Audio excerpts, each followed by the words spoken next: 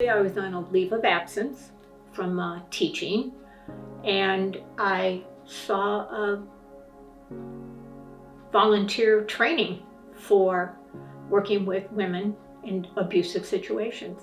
So basically, the newspaper got me involved with helping out. I think I hit every possible role you could have. I started out in the children's program, and then I helped with the startup of Bridge House and became a mentor for many years at Bridge House. And then I was moved into an advisory committee, and I wore many hats in there. I ended up being the fundraiser committee for the advisory committee. And then I helped start the gala, which has been going on for 17 years already. So those are all the things that I became involved in. I think out of all the volunteer efforts, mentoring was my favorite. I loved being one-on-one. Again, all my experience has been with women and their children, and I love women helping other women. And the biggest part of it was empowerment. And I really became empowered as a result of this. And I learned how important it is to have friendships and to give a little of yourself, what you've been through, to show respect, to be supportive. It's so rewarding to support other people. And I'm still in touch with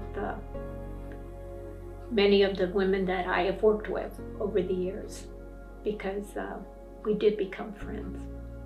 The more I learned about Fran in our personal interview, the more convinced I was that she was someone that would do wonderful things. But the more conversations we had, it was obvious her compassion was about women in general and just getting people, helping them get to a better place in her life. You know, she believed in investing in young people and in young women. And so it was just natural that she ended up being involved with domestic violence issues. She has a voice, and she likes to make sure people understand how other people live. So she comes from a very diverse background. You could count on Fran. She's just one of those people. If she believes in something, she's passionate, she'll make a commitment, and if she says she's going to do it, she does it. And that's the thing I love about Fran, that she accepts people for who they are. She's not a judger of, because what your past may have been or how you grew up. She believes in diversity, and she treats people. She opens up her home to you.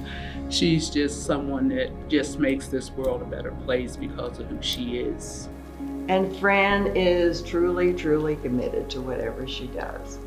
And I'm not sure of the impact on her, except that Fran doesn't talk about those things in terms of expounding herself and what she's involved in. But I know that has a great deal of meaning to her, that she's enjoyed the mentoring. And now I never heard much, because Fran is wise enough not to talk about people in their situations, and not even talk about the situations, let alone give names. But the stories initially, when she worked with the children, were the cutest. Because Fran is a very happy, upbeat person. And she gets people delighted and happy to help and do things. She gets them excited about it. It's just, I wish I had the magic, I wish a lot of us did, but it's just within Fran. She really has, I think, a star or light that shines from her. Well, she's been a catalyst for change for all of those things, because when you talk about her involvement over 27 years ago, domestic violence was just really being talked about. She was willing to go out and do speaking engagements. She doesn't like public speaking, but she would do small groups because she had something to say. She would also do the fairs at different places to make sure the information is getting out. She would be verbal in terms of just what she has to say. It's always to the point. She doesn't have to add a lot of fluff. She just tells you what's going on, and she'll tell you why you should get involved. She'll talk from the experience of being with women at the shelter, what it's been like in different arenas. She knows the kids who grew up in school, and she could see the violence and how it's affected them. Working with the kids and some of her students, I'm sure she still kept in touch with over a period of time. So the change maker, the catalyst, she was the person that brought in different people who never talked about domestic violence. Now you have a whole group of people who were talking about domestic violence and also being involved with DVS. So that is what real change is about, when you can involve all those sectors to get to one point and to complete something that is hard and not completed, but certainly in a much different place than it was 27 years ago. We've always said that our dream, every time we go to do the budget and decide what we want to do, our dream is to never even need a shelter. But it hasn't happened yet.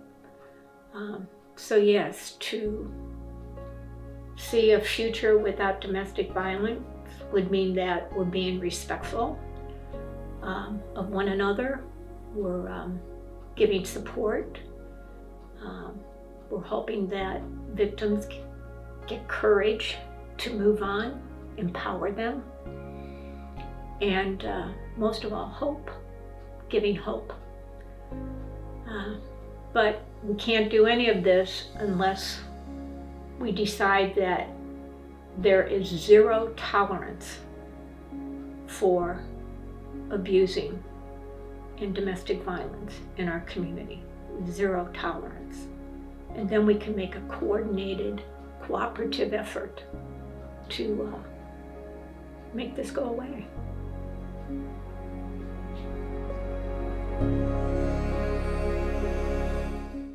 Although I am most appreciative of and humbled by the Catalyst for Change Award, my years of volunteer efforts with domestic violence services have never been about personal recognition. As a teacher in the school district of Lancaster, I became aware of problems directly related to domestic violence in our community. When I retired, I saw a possibility for me to become personally involved in assisting and supporting individuals who are in abusive situations. I've been blessed over the years to work with such dedicated and committed individuals who work tirelessly to assist victims in domestic violence. I don't feel worthy of special consideration, but again, thank you. And let us continue to support domestic violence services of Lancaster County as we confront the ongoing problem of domestic violence in our community,